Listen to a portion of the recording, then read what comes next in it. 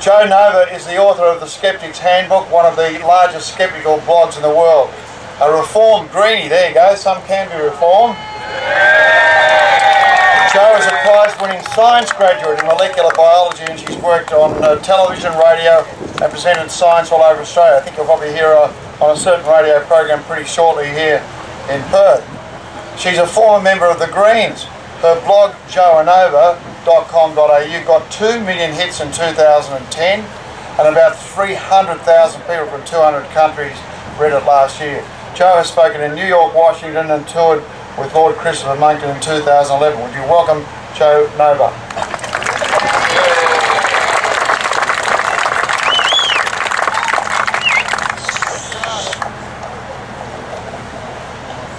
Ladies and gentlemen, if you're not a skeptic, what are you? Gullible. The Labor government has fallen for the scam hook, line and sinker, and you don't need a PhD to know that you don't put thermometers 5 feet above concrete and pretend that they're recording the same temperature as they ought to be from the 100 years ago before we had mass cars, mass concrete and airports. 55% of all our thermometers are at airports, and we're trying to find a change in global temperatures of 0.7 of a degree over 100 years. How many airports were running in 1910? It's just insanity. We the people need to stand up. This is not about left or right. This is about truth and honesty. We are being deceived.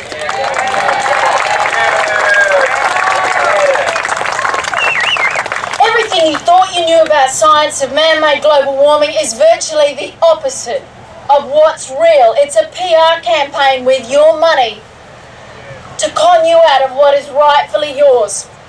They tell us 97% of climate scientists agree, but they don't tell us that that's only 75 people. Where were the headlines, ladies and gentlemen? Where is the media reporting the other side of the story?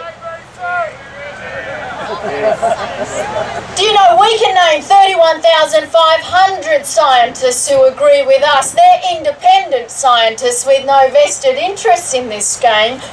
They agree that cutting CO2 is pointless and may even be harmful. That includes 9,000 PhDs. These are the people Julia calls deniers. It includes 4 NASA astronauts. 2 of them stood on the moon. Only 12 people have stood on the moon. 2 of those people are skeptics, and Julia Gillard calls them deniers. We can name 2 Nobel Prize winners of physics. And ladies and gentlemen, they're real Nobel Prize winners, none of this peace stuff. What does it take to get a Nobel Prize in peace? 11 days in office.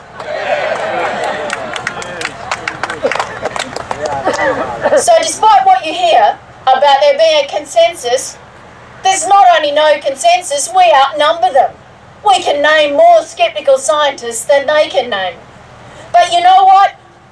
We'd never use that to say we're right, because we're scientists. We know that's just argument from authority. That's Stone Age stuff from tribal arguments of long gone eras. We'd never argue we were right because there are more of us, and we'd never argue we were right because we have better scientists than Nobel Physics Prize winners and the astronauts who stood on the moon. Just because we have better scientists, that doesn't make us right. We're right because we have the evidence on our side, and evidence is all that matters. Because science is never about consensus. It's not about voting. We don't vote for the laws of gravity. We've got 28 million radio songs on our side, 6,000 boreholes around the world, 3,000 ocean buoys, 30 years of satellites, and 500 million years of proxy studies of planet Earth.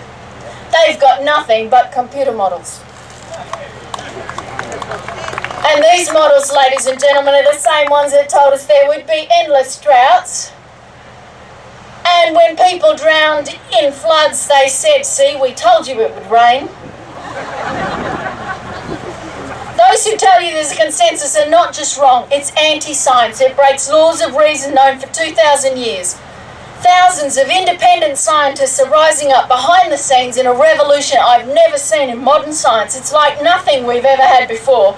Retired geologists, astronomers, atmospheric scientists, particle physics experts are speaking out.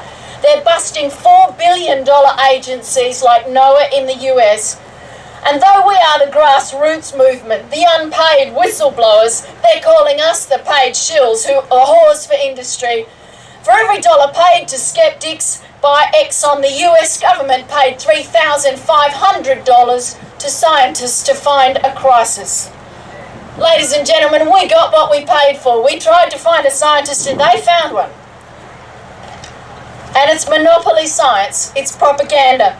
Science is being exploited. The Star brand name that gave us penicillin and vaccines and medicines and mobile phones, it was ripe to be exploited. For thousands of years, witch doctors have been telling us there will be storms and we can stop them, pay us your tithe. And nothing has changed. The experts, the so-called experts, lost their data, they hide the declines and they run like chickens from debates and the media lets them get away with it. They use thermometers near air conditioners, I kid you not, it is photographed.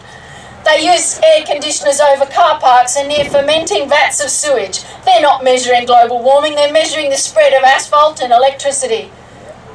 The world is warming faster than ever, they tell us, but they don't tell you that the rate of warming in 1880 was the same as it was in the 1980s. They say the seas are rising and don't mention they've been rising for 200 years. Did Napoleon cause global warming? A foreign committee said, be scared and give us all your money, and the ALP is handing over the entire Australian economy. Where's the due diligence, ladies and gentlemen? Where is the cost-benefit analysis? Who wins in a carbon trading scheme? The brokers of the trades, the giant financial institutions, JP Morgan, Goldman Sachs, Deutsche Bank, HSBC, Barclays Bank, we could name them all. The brokers of the scheme make money on every trade. It doesn't matter what the price is of a carbon credit. It doesn't matter whether it's high or low or who buys and who sells. The brokers are guaranteed to make a profit. And they have been arguing since Enron started arguing for a carbon trading scheme. Who thinks that banks would be environmental? What are they arguing for to save the whales when they can sell humpback whale credits? Who are the friends of the big bankers and Wall Street finance, the gullible Greens and the pushover Labor Party? Ladies and gentlemen, the Australian carbon tax is freakishly large compared to the EU. Australians will be hit for $391 for every man, woman and child according to Treasury estimates. So that's nearly $1,600 for a household of 4 next year. That's in 1 year. Compare that to the EU. In the EU, the land of exploding economies, every citizen has had to fork out the grand sum, wait for it, of $1.50. And it gets worse. How do you satirise this? $1.50 is the cumulative total for the EU citizens since 2005. We're going to be handing over $1,600 a household in 1 year, in the first year, and the tax is going up each year after that.